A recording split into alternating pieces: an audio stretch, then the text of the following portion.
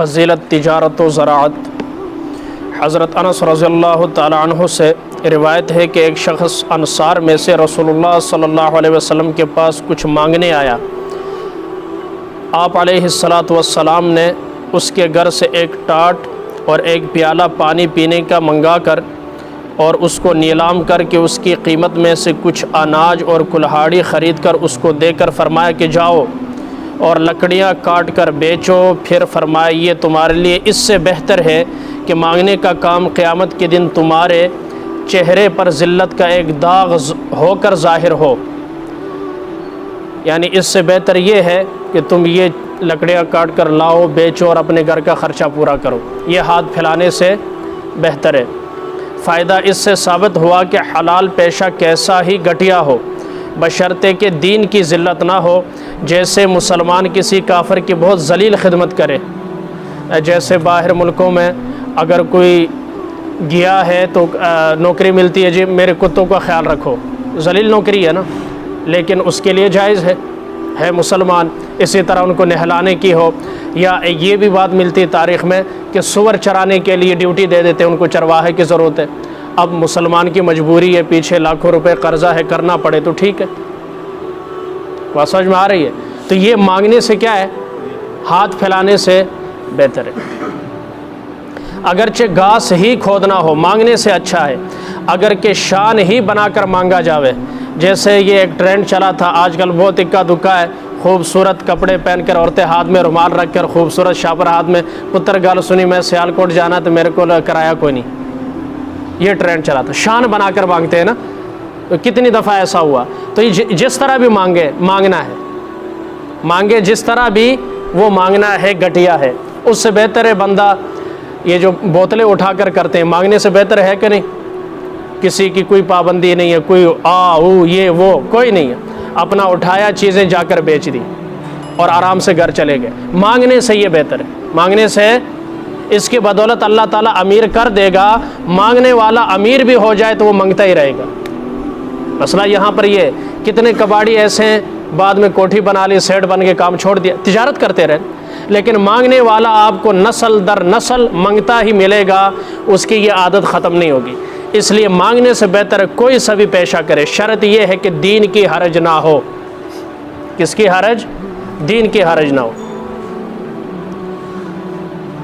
اپنی ذلت اور دوسروں پر گرانی ہوتی ہے، البتہ اگر دینی کام کے لیے عام خطاب سے چندے کی ضرورت ظاہر کی جائے تو مذائقہ نہیں ہے۔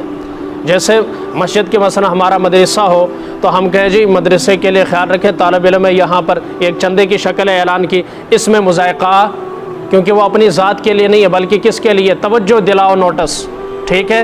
اس کی ہر زمانے میں آپ علیہ السلام نے بھی کیا ہے۔ غزوہ تبوک کے لیے حضرت صدیق اکبر سب کچھ لے آئے، اس کی اجازت ہے۔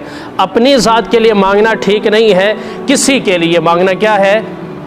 خصوصاً دین کے کاموں کے لیے مانگنے کی کیا ہے؟ اجازت ہے، مذائقہ نہیں ہے۔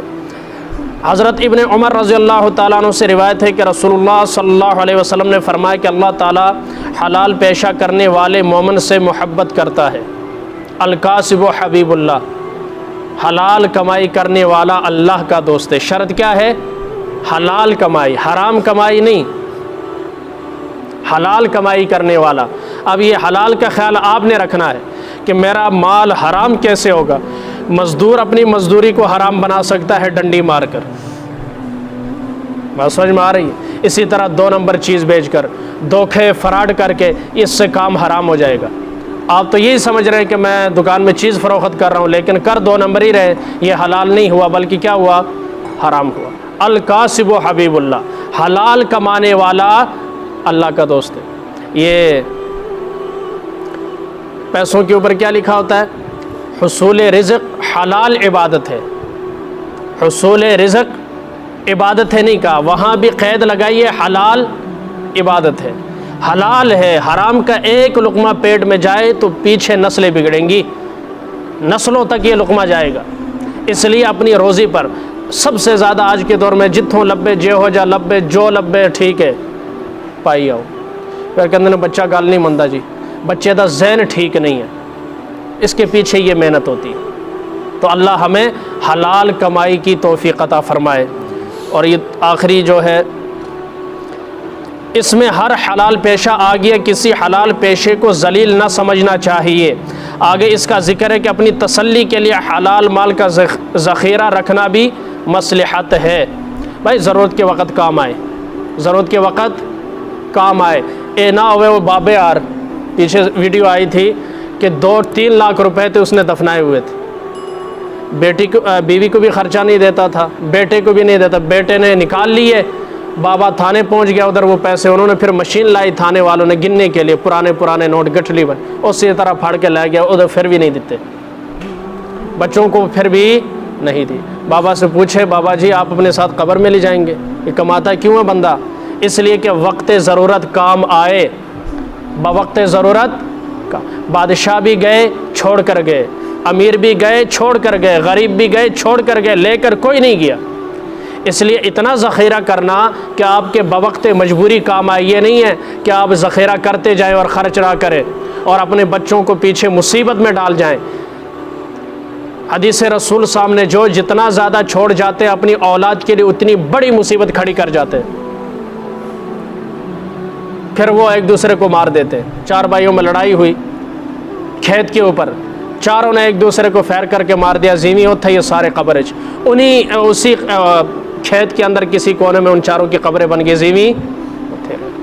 یہ دنیا ہے، بڑی خوبصورت اور سہانی ہے، بقا اس کو نہیں حاصل، یہ دنیا دار فانی ہے۔ تو اس لیے ہم کوشش کریں حلال کھائیں، اپنے بچوں کے حلال کی عادت ڈالیں۔ کہیں سے پتہ چلا حرام لیا ہے، حرام کھایا، فوری اس کے وہ نوٹس لے کر اس کے کہے یہ آج کیا ہے آئندہ کے لیے خیال رہے، جس سے یہ چیز لی اسے واپس کرو۔ جو ماچس کی ڈبیا کی چوری اپنے بچوں سے نہیں روکے گا، کل وہ بڑا ڈاکو بنے گا، پھر وہ موٹر لا کے لے آئے گا، اگلے دن موٹر سائیکل، اگلے دن گڈی، تو پھر اس کے بعد وڈے ڈاکے پٹرول پمپ، یہ نیچے سے ڈبیا سے شروع ہوتا اوپر جاتا ہے۔ اس لیے ہم اپنے بچوں کی ہر چیز پر نظر رکھیں تاکہ ہمارے بچوں کا جو مستقبل ہے وہ تاریک نہ ہو بلکہ روشن ہو۔ اللہ ہمیں حلال کھانے کھلانے اور کمانے کی توفیق عطا فرمائے اور ہر طرح کے حرام سے اللہ ہم سب کو محفوظ فرمائے۔